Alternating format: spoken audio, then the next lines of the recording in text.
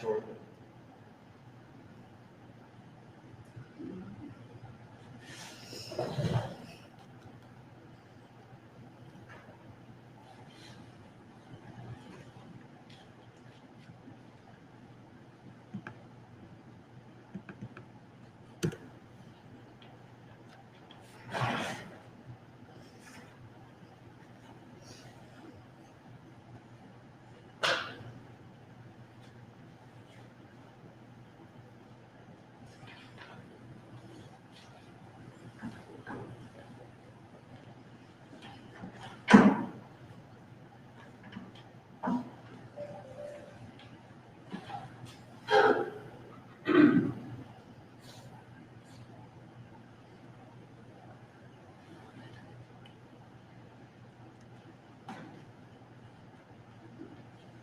Okay, we'll go ahead and get started. First of all, good afternoon, everyone. My name is Jake Giroux with Modern Ice, and I want to thank you all for joining us today for this Q&A webinar presented by Modern Ice University. We're excited to have you all with us this afternoon, and we look forward to an engaging session. Today, we have our refrigeration expert, Wayne Johnson, answering viewer-submitted questions on Vogt ice maker, maintenance, and troubleshooting. We're coming to you today live from our Modern Ice University training facility. This is a space where we typically hold client team training, equipment training, and educational seminars. We look forward to getting back to that shortly, but in the meantime, we'll be hosting virtual educational webinars through our Modern Ice University platform. First, before I introduce our presenter today and we get started with our webinar, I want to go through a few housekeeping items. First, thank you all for your questions you submitted prior to today's session. We had a great response, and we will work to get through as many of your questions as possible during the allotted amount of time. If for some reason we're unable to get to all the questions, a representative of Modern Ice will follow up with you at the conclusion of our session today with a direct response to your question. Secondly, in the bottom right-hand portion of your screen, there will be a chat feature. If today's content generates any additional questions, please feel free to submit those questions via this chat feature. We will be answering those towards the end of today's session. Lastly, a recorded version of this webinar will be sent to each of your email addresses at the conclusion of our time today for your future reference. Without further ado, I would now like to introduce today's presenter, Wayne Johnson. Wayne has more than 35 years experience in the package ice industry, 16 of those with Modern Ice as a refrigeration specialist on our Freeze Force technical service team. Wayne has a vast amount of experience and knowledge related to both ammonia and Freon refrigeration systems and how they operate within Vogt ice makers. Wayne has installed, maintained, and serviced Vogt ice makers around the world. Wayne, thank you for joining us today. We will now get started with your viewer-submitted questions.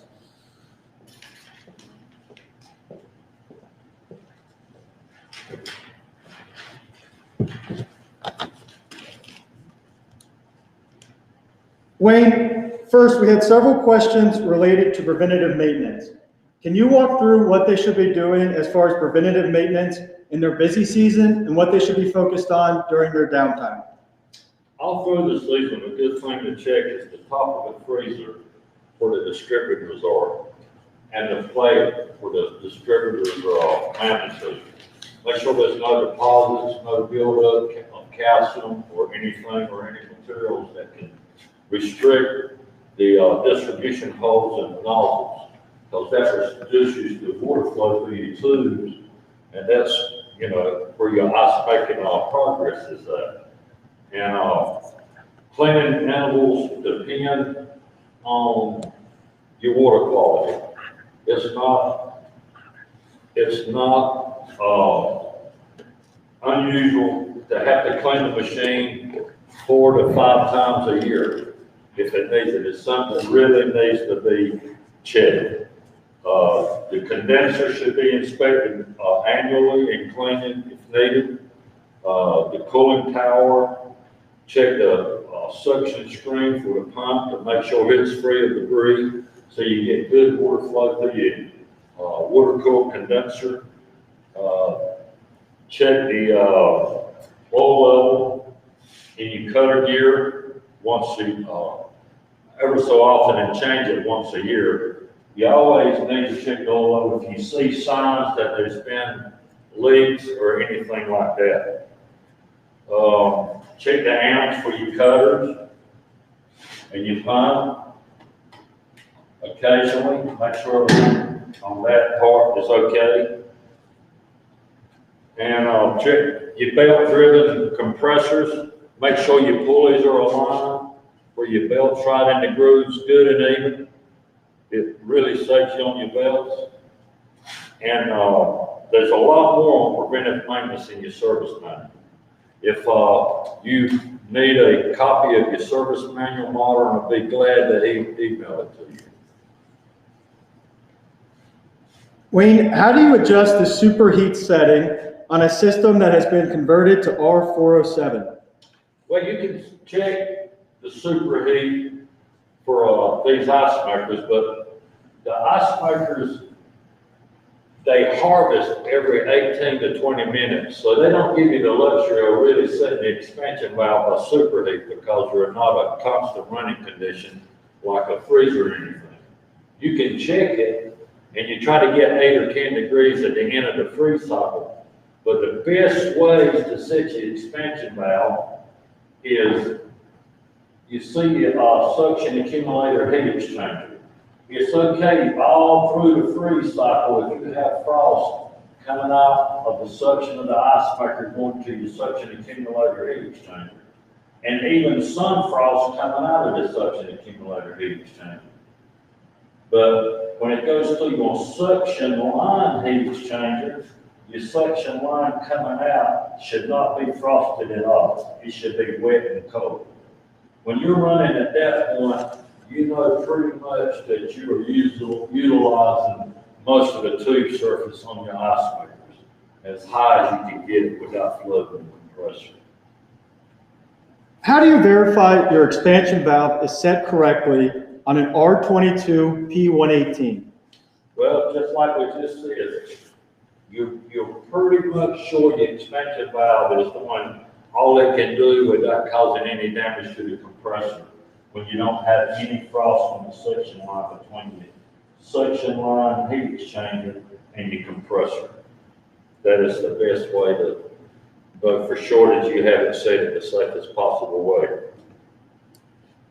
What is the temperature differential on the cooling water? I guess that's on the water-cooled condenser. That would be around 8 or 10 degrees from the water going in to the condenser and coming out is 10 degrees. Now, if you have more GPM, you'll have more differential with less GPM going through the condenser. And if your condenser is fouled up and clogged,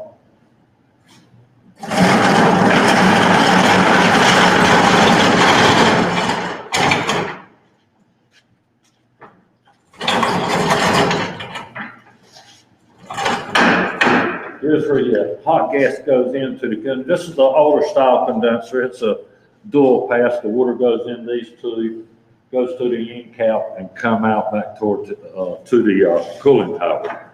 This is your hot gas in, and this is your liquid out. As your hot gas is going in, the water running through these tubes condenses that hot gas to a high pressure liquid, and the liquid comes out and goes to your receiver tank. Now you see right here, the water goes through these tubes and comes back out here. You can see how it's fouled up, and there's a coating of calcium and solids on the plate here, and it's also down the tubes. So when the water's running through there, that buildup acts as an insulator between the tube surface and the hot gas inside. So you restriction causes your condenser head pressure to go up. So when it's like that, please, when you, and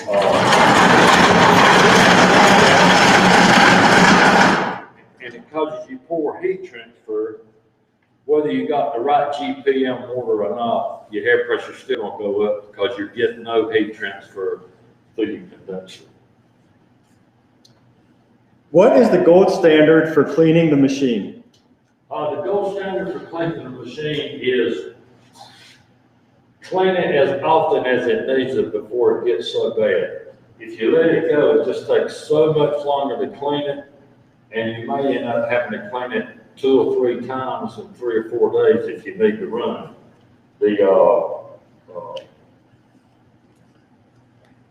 But to clean it, really, on a machine like this, or even a big machine, you really need to pump the ice maker vessel down if you're going to circulate water through it a long period of time, if it's real dirty and it's going to take a long time to clean. But if you don't pump it down, as you circulate water through the vessel, the water pump creates heat and it starts warming up the water. And the water will build up the pressure in the vessel, and it has been known that it built it up to a point where it would blow a relief valve. What is the service life of a Copeland discus compressor?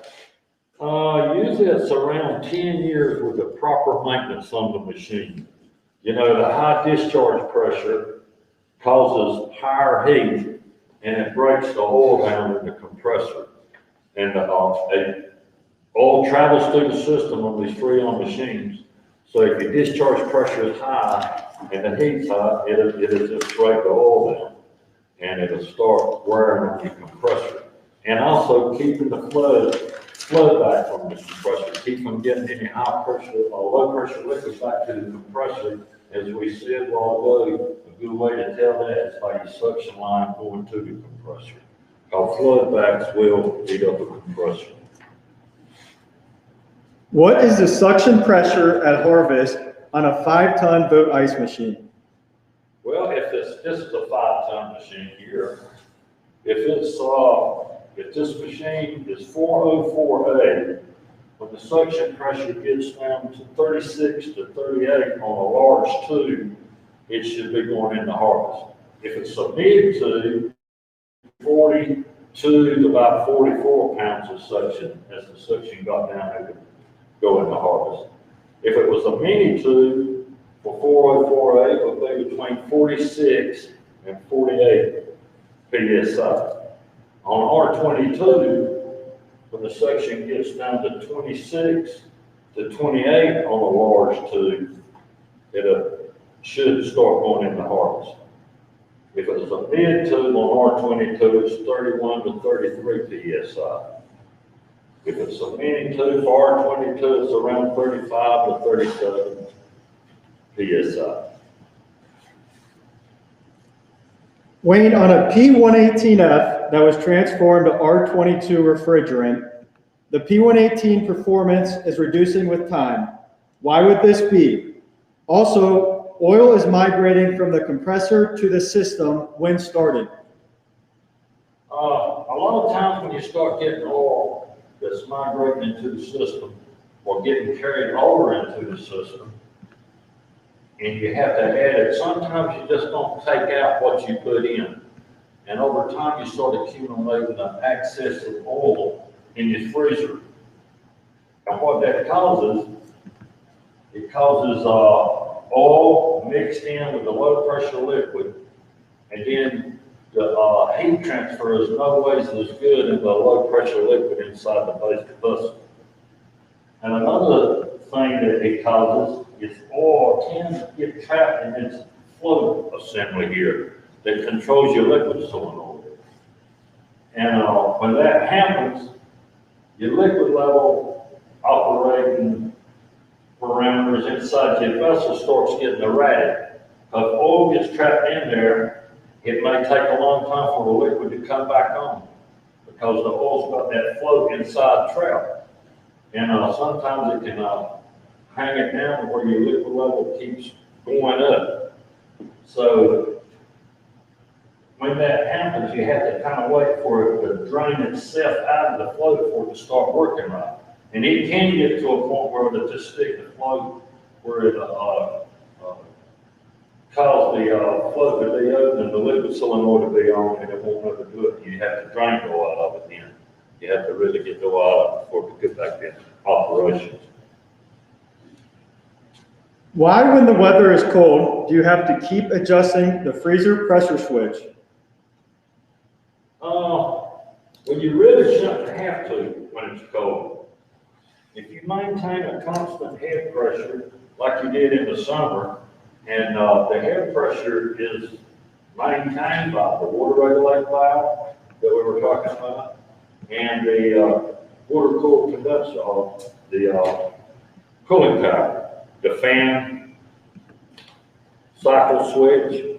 So if we're maintaining a constant proper head, decent discharge pressure, and even though the water temperature gets colder in the winter, it just means it's going to make ice faster. So it still should harvest at that same pressure we were talking about a while ago with 404 or R22 at that point that you haven't set it. So it could be your freezer pressure switch. You might want to look into maybe switching that out. Wayne, can you discuss the gear mesh of the cutter motor to the cutter blade gear? Yes, to check that, really, you'll take the cutter and move it, the cutter table, and you should get a little bit of movement in between the gears, between the cutter drive gear and the ring gear on the cutter table. And if you don't have any backlash or a little movement, you can adjust it here on this plate. They slots there. You can loosen the bolts and slide it back a little bit until you and snug it down and recheck it and see if you're getting a little movement between the gears. Thank you, Wayne. And we're getting some feedback that they're having trouble hearing a little bit. So just if we can speak up towards the camera just a little bit. Okay. Thank you. Wayne, what are the correct procedures for changing and adjusting the liquid level probe and the control module? Well, the one thing you'll have to do to change the liquid level probe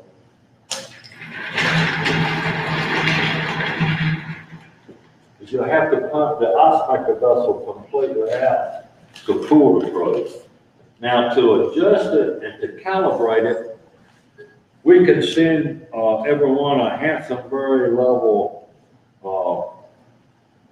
calibration manual, and it's real explanatory. It really helps you set up the Berry level control and the probe and everything like that.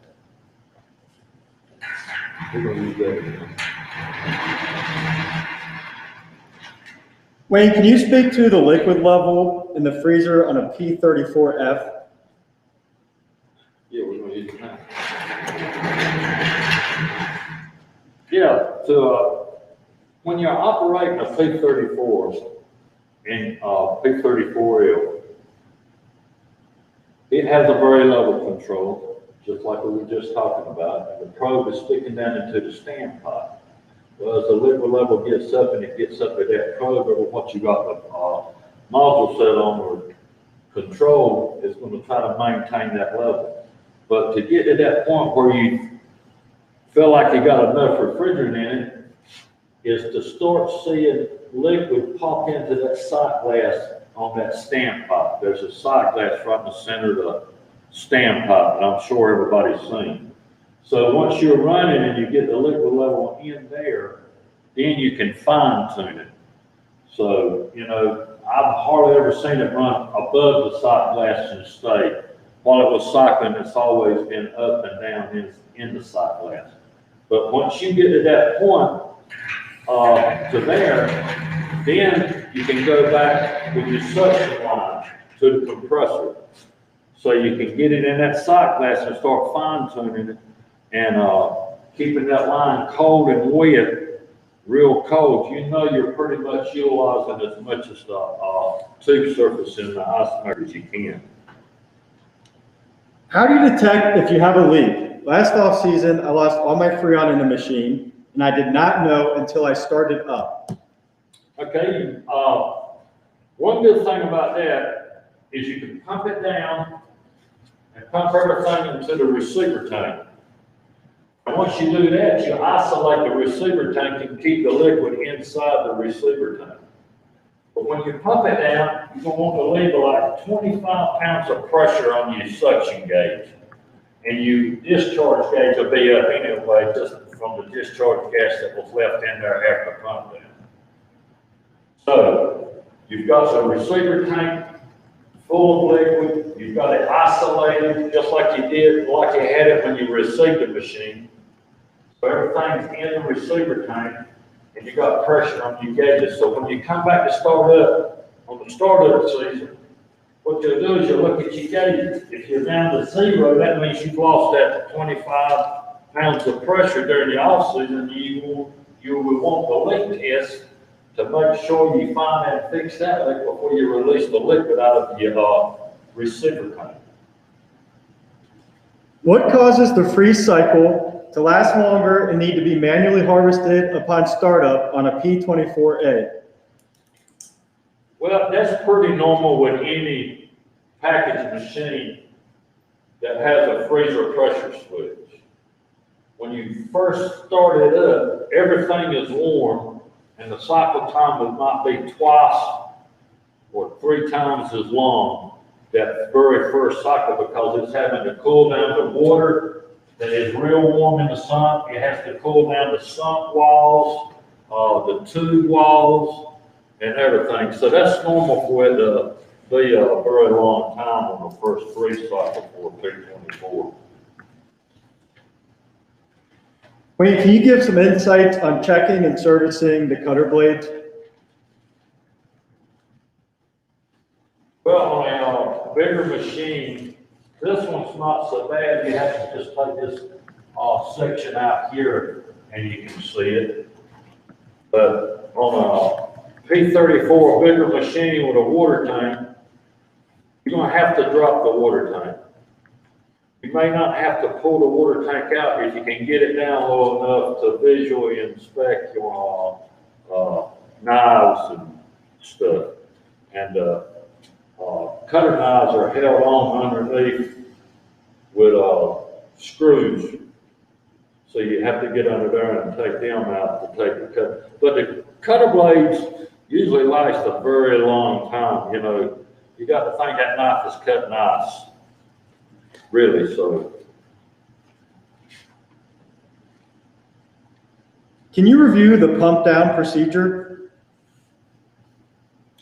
Well, when pumping one of these down, you close your liquid king valve to start storing all the liquid up there. But first, you'll probably have to disconnect this freezer pressure switch, because before you get it pumped down, as your pressure comes down, when it gets to that set point that puts it in harvest, it's just going to go back into harvest. So disconnect your freezer pressure switch and run it until you get everything down. Is there a way to cut down on the amount of snow that comes out of the ice maker? Yes, it's first thing is you want to try to make ice as high in the vessel as you can without flooding the compressor. So the higher up the tube and the thicker you make it, the less fines you're going to have coming out during harvest. You're going to have some fines on up at the top anyway.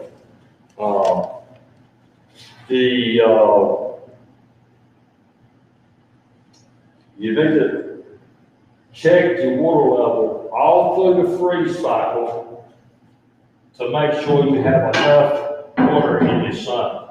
Sometimes I have seen before the freeze cycle was over, they didn't have the water valve open enough to keep the water level full enough in the sump, and at the end of the cycle they would start giving out of water, and that part at the end of the cycle your ice would be thinner and you create more snow and ice. Water is overflowing at harvest, even though my float is set lower than when it came from the factory. Well, if it's overflowing out of the overflow pipe, that's what the overflow pipe's for. But now, if it's overflowing out of the sump lid, the possible cause on that, which is probably what it is we're not feeding enough liquid into the freezer. And we're making ice half or 3/4 of the way up. And at the bottom, the hole starts closing up right before it goes into harvest. And then the tubes start filling up with water up above that part of the ice. And when it goes into harvest, all that water on top of the ice inside the tube, when it comes down, all that hits the sun and it floods the sump tank lid. On a P34, have they come up with a new water float? And how often do those red water distributors pop out, or how often should they be replaced? I don't know if they've come up with another kind of float, but we can get Modern to check for you. Now the distributors, they should never come out. If they're coming out, you're partially freezing up before harvest, or you are freezing up before harvest. And like we just said about the water coming out of that sump overflowing a while ago, well, the same thing, if it starts freezing up and water gets into the tubes, it can push the nozzles out. Now, I have come up to some machines where I could just take the distributor nozzles and move them real free into the inside the tubes. So at that point, we'll probably need distributors, new distributors. What is the cause of ice not coming out fast? Well, the one thing is running too low a discharge pressure. It should be 210 on R22 during the freeze cycle, and it should be around 250 for 4048. Now, if you're running into the same problem with an ammonia machine, that discharge pressure should be around 185. Okay. Also, a low refrigerant charge, be ammonia or freon or anything. If the refrigerant charge is low, you won't have as much hot gas volume for defrost to put into the ice maker. And this one has a high defrost pressure switch for R22, I think it's 95 when it cuts off in harvest, and 4048, I think it's 105. But while you're in harvest, in your defrost, when the suction pressure gets up to 95, it'll cut the hot gas valve off, and then it'll go back down, and when it gets down to like 10 pounds lower, it'll cut it back on. That's to keep from building up so much pressure in the vessel when you're in harvest.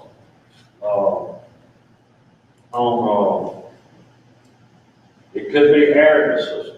You know, if you got air in the system, we usually take the high pressure gas off the high side and convert it into the ice maker for harvest to increase the pressure and warm up the liquid. If there's air in it, you're just trying to do it with air again, if you got air in the system. If the compressor is not unloaded, we do have an unloader there that unloads when you go into defrost or harvest, to harvest the ice. And if the unloaders are not unloaded, the compressor keeps trying to pull on the ice maker vessel as you're putting hot gas in it. And you're just reducing the pressure where you can't build up any heat. So it's if the unloader solenoid is not working properly, better do it. Now, on a P34A, or the bigger machine, you'll notice this is the thaw gas valve. And when it goes into harvest, it's going to open and allow hot gas to go through the thaw gas chamber. And as it goes through there, it comes back around and then it dumps into the vessel. All right. After the harvest cycle is over, that closes and we go back into the freeze. This liquid gravity here starts pressing up against that check valve and keeps liquid from going into the defrost chamber. All right. If that is leaking or there's a lifting stem, if it's not in the right position, it should be all the way down so that check valve will check. If it's not checking, or if it's just leaking, you're going to submerge that chamber with low pressure liquid from here. And the compressor is going to pull on all of it, so it's going to start trying to form ice on the bottom of the tube sheet. And then when you go back into harvest, you got to melt all that ice, and the ice has formed in there for to ever start releasing and dropping the ice. So that will definitely make the harvest time longer. If tubes inside the freezer are damaged, can they be repaired? Not usually. They can't be repaired. If it's distorted or bowed or something where the ice won't drop out, you can plug it and keep water from going into that tube, and you just won't be making ice on that, and it'll help almost to harvest faster. If that tube is leaking, you'll have to plug it and weld it on the top and plug it and weld it on the bottom of the same tube, and then you can use it. But you can't sleeve it or repair it. Does the cooling tower have influence in the ice quality? If yes, how do you adjust, or what is the right position to set it to? Yeah, it can affect the quality of ice. If your discharge pressure is too low, or if it's too high. So I'm guessing what he's asking to adjust, maybe, is his water regulating valve. If your discharge pressure is not running in the lines we talked about a while ago, you can close that clockwise and it decrease the discharge pressure. If you turn it counterclockwise, it increases the discharge pressure. And also the cooling, on the cooling tower, it's got a thermostat to operate the fans to cycle on and off the discharge pressure. Our P34AL is having ice build up in the water tank.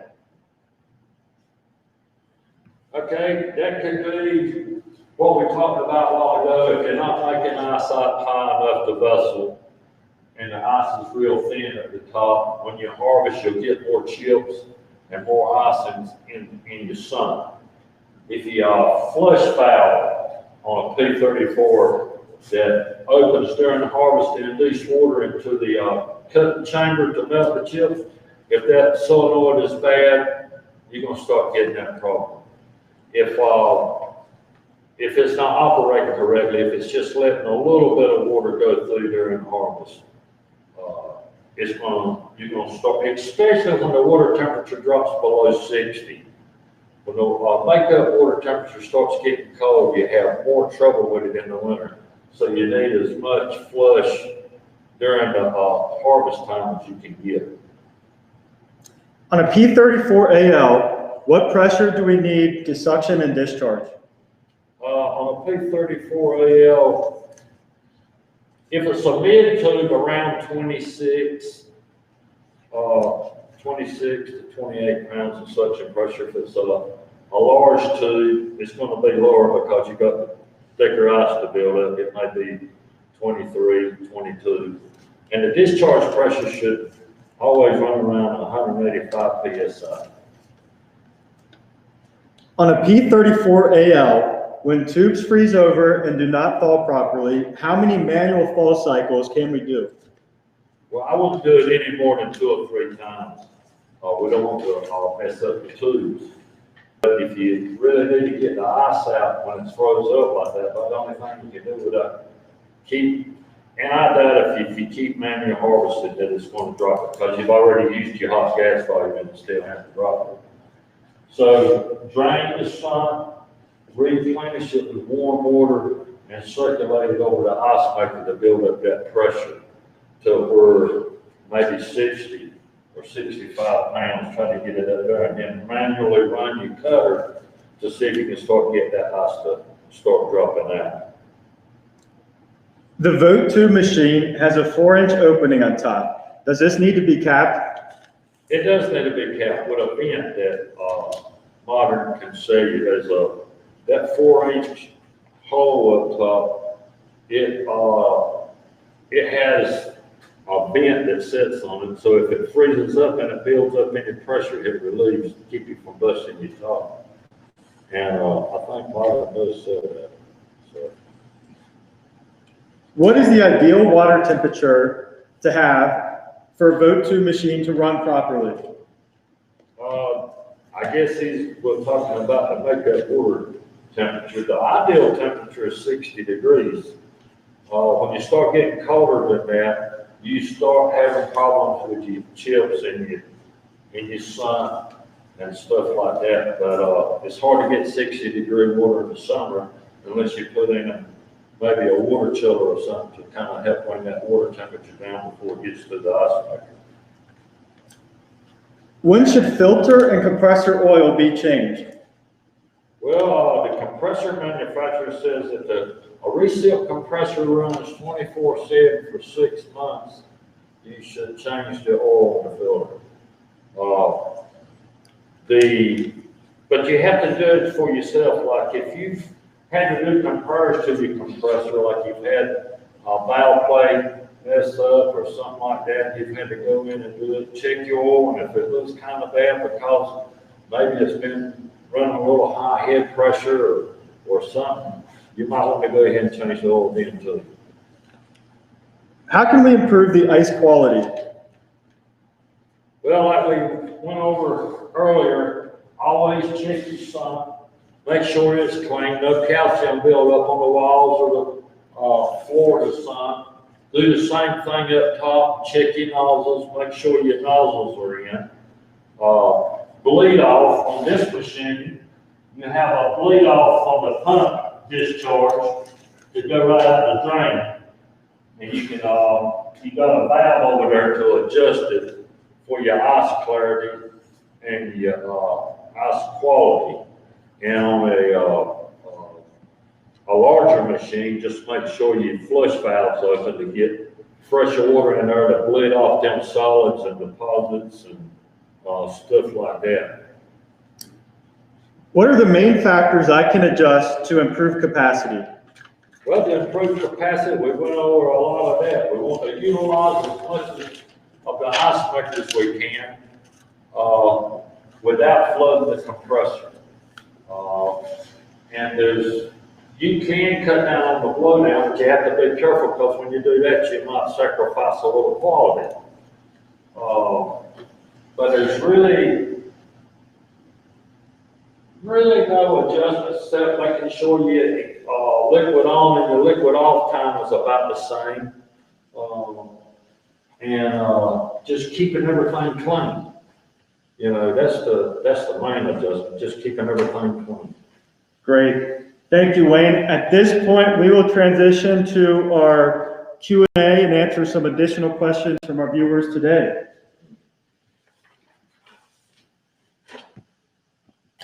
All right, Omar Bahina sent in, why does ice come out cracked? Okay, ice can come out cracked on this one doesn't have it. But the larger machines, the P34s, and all, if you'll notice on your contactor, when it goes into harvest, there's a little round knob with a slot. What that does, if you got it set up, adjusted like a quarter of a way, at the end of the freeze cycle, the liquid solenoid will cut off, and the water will cut off, and the compressor will run. And what that does, it brings the suction down even more, and you can hear the ice start cracking in there. And then when you go into harvest, it comes out and it's cracked. Now, I tell a lot of people on that is just to go ahead and turn it all the way down to where you don't have any. So as soon as you go into harvest, You will. You don't have that stall time in between. It'll help you capacity some. That was designed to try to dry the ice. But we all know you can't dry tube ice, you know. So, and on a P34, like if you got a P34 AL that's tied in with a central system or something like that, at the end of the freeze, the suction pressure might be getting too low. And especially on the larger tube ice, like mid tube can do it. You don't see that much on mini tube doing it, but on mid tube and the large tube, you can get the suction pressure too low, and you can hear it literally start cracking inside the vessel. So try to keep the suction pressure up at the end of the cycle. You know, like if you got an unloader, right before, at that point where the lowest part of the suction, you might want to unload it a little bit before it goes in the harvest. All right, you may have just answered this. On a P34, what should the hot gas pressure be during harvest? On a P34, what should the hot gas pressure be during harvest? On a P34, on ammonia, you have to get your temperature pressure chart out. But on this one, on R22, at 60 or 65 pounds, the temperature of the vessel should be 34 or 36. Okay, now, if you get your temperature pressure chart out and you find 60 pounds and you find that temperature, 34 is above freezing. So it's going to start warming up that liquid and start dropping that ice. So be the same thing for ammonia or even 404A. You got to get that temperature above freezing, 34. And on this, that would be 60 pounds. And I think on ammonia it's around 60, 62, 63 pounds, or might be a little lower. I don't have a temperature pressure chart. Which refrigerant would be a replacement for the R404A in a P24F machine? What would I didn't get that. Which refrigerant would be a replacement for R404A in a P24F? Okay, I wished I could stand here and honestly answer that, but I can tell you there's nobody out in the field that's got a real good answer for that yet.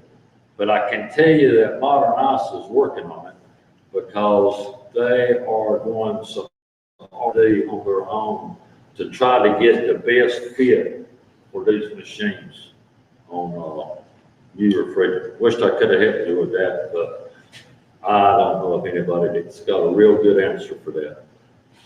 All right, after how many working hours should the oil compressor and filter change?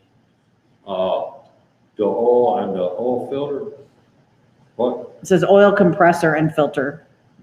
Oil compressor oil? That'd be my guess. Yeah. Well, on a reseal, we talk about 24/7 for 6 months. Compressor oil should be changed. And you can make your judgment. If you don't run it, but you know, if you run it 5 days a week, you have to kind of figure out how much you've run it to come up to that many. Now on a screw compressor, you know, on break-in oil, I think it's like, I forgot how many hours, but after that, you just take an oil sample and send it in, and they'll tell you if there's anything wrong with your oil. Okay. Is it possible to change a P118 air-cooled to water-cooled, also change the ice diameter from mid to large tube? Is that possible? And change the vessel? Change it from air-cooled to water-cooled, and then change the tube size. Well, the only way you're going to change the tube size is change the freezer. And if it's, I don't even know if that's cost feasible to do that. Now, you can change from water cooled to air cooled or air cooled to water cooled. That's just a matter of redoing your water cooled condenser. or adding an air-cooled condenser and piping to it. If there is a leak at the oil pump, how can we close the system so gas will not leak? The oil pump, I don't know if that's the oil pump on a semi-hermetic compressor or oak drive recip compressor, but I'm pretty sure it's on one of these, or P24. Well, close the suction line and start it up, and you'll see that it's gonna pump all the way down to 0. Cut it off. Cut your power off and close your discharge line on your compressor. Your discharge service valve coming out of your compressor. After you cut it off and cut the power off, close it, and then that'll isolate that compressor. Now, if you've got any oil return lines going to it from your oil separator, naturally you're gonna have to close those too. Even though your float should stop it, I always close the valve on the return line to make sure. All right, why when my P18 starts after some minutes, do I get so much snow on the cutter inside? All water comes out. Okay, is that on startup or sometime? It says when it starts. When it starts. Okay. When you start it up, like we were talking about a while ago, how the first cycle on a machine with a freezer pressure switch is always longer. It's the same thing. As it starts cooling down everything, and everything's trying to get back in its parameters, sometimes the freezer to freeze or get colder faster than the water, and it starts slushing inside the tube. And if you cut on the when you like if you throw it into a manual harvest, it'll start turning that table, and it'll get it off. In the next cycle, you should be like, okay. But I have seen that too. It's a lot to do with the liquid temperature inside the machine coming down and the water temperature. I think it's caused the low pressure liquid temperature is coming down so much faster than the water temperature tries to flush on the inside the tube. When that happens, it starts stopping up the tubes a little bit, but it washes on out eventually. Should, it always has. All right, is it cheaper to retube or replace the tube and receiver on a P24A? A P24A condenser receiver, I'm pretty sure on that. If it's a P24, it's the condenser and the receiver together. Is it cheaper to retube it? Or replace the tube? Or replace the condenser, maybe. Well, you know, it's expensive to retube it.